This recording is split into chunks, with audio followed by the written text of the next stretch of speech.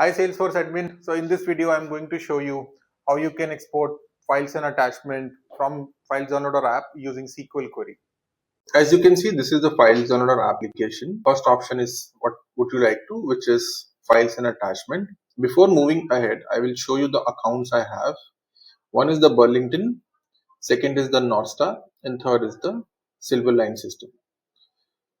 If you see each of these accounts, this is the ID ending with IAS, the North Star ending with 7AA, Silverline ending with AA3. And in each of these account, in the Burlington, you can see the notes and attachment I have. Same goes for North Star Holding. In the North Star Holding, I also have 2 attachments. And in the Silverline system, I also have 2 attachments. So now again, going back to the files downloader application. This is the option of search an object. I'm taking an object. So for the SQL, I am going to choose the using a SQL query on account. Okay. So this is the box which comes. So I am putting the IDs.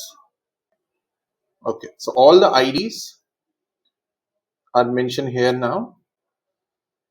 Hitting the search button. So after hitting the search, you can see total number of file found 10, page 1 out of 1, right? So you can put as many as record as if you want to. So this is the option. After clicking here, it is all the files has been selected now. Selected record 10s. Now clicking on downloading. So the downloading has progressed. It will not take more than 30 seconds. So all the files, so zip file has been downloaded.